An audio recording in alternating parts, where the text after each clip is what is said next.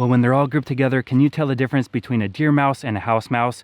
Today for Mousetrap Monday, we're going to see how many mice we can catch in the barn with this 3D printed electronic walk-the-plank style mousetrap.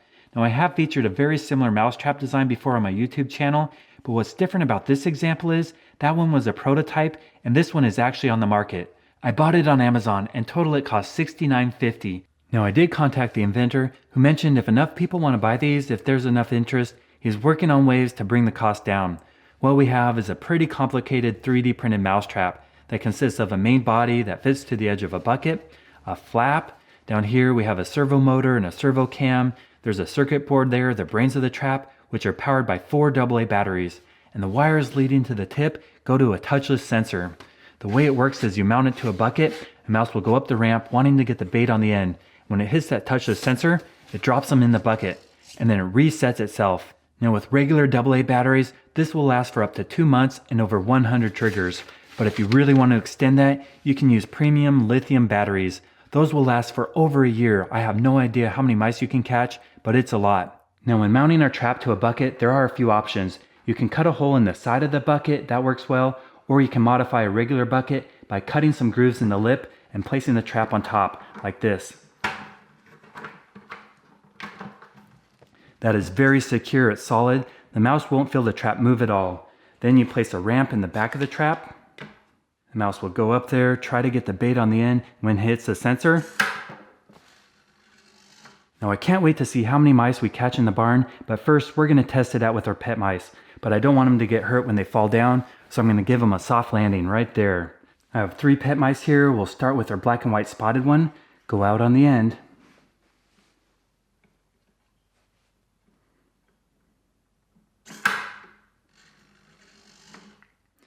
Perfect. Now it's Goldie's turn.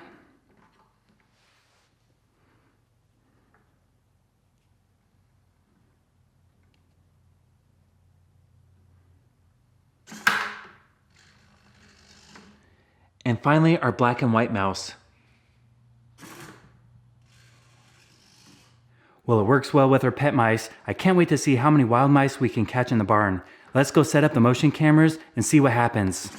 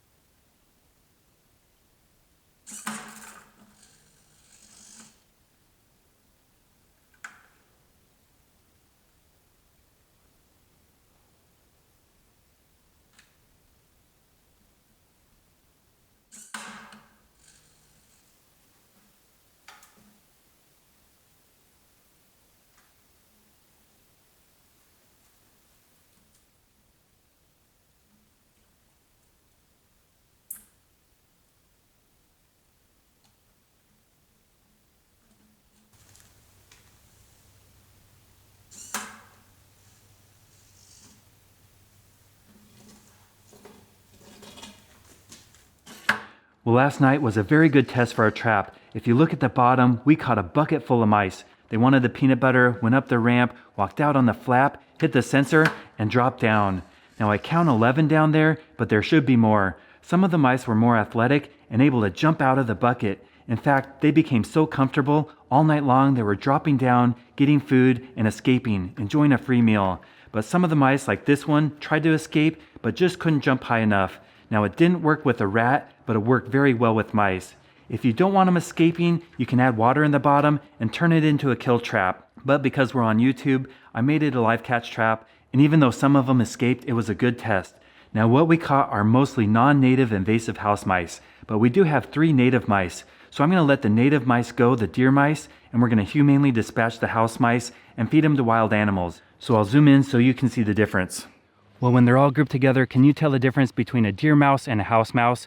Deer mice have larger eyes, bigger whiskers, and a white belly. And young deer mice have a light gray fur, and when they're adult, it's brown. Here's a deer mouse adult. There's 2 juveniles right here. So let's take the native deer mice out and set them free.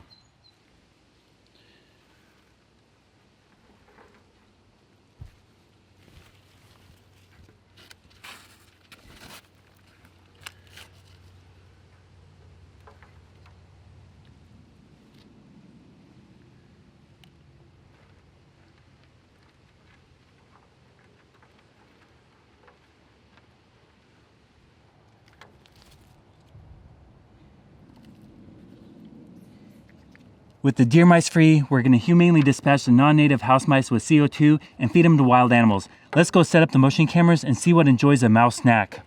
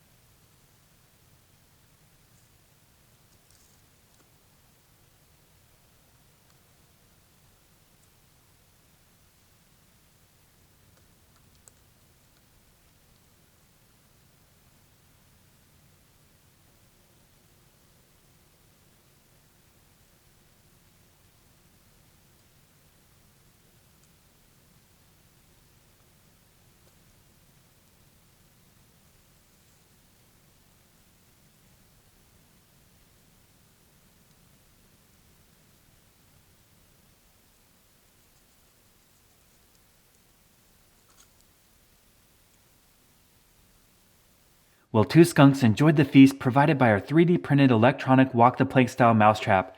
Overall, it's an amazing design and worked well. But you do have to be careful. All the electrical components on the bottom are exposed. And if you put it on a bucket of water, the backsplash might hit these wires and cause it to not work anymore. Also, it's made for indoor use only, not for outdoors in the rain or weather. Now, currently, there are a few still left on Amazon. I spoke with the inventor, and he mentioned this is just a hobby.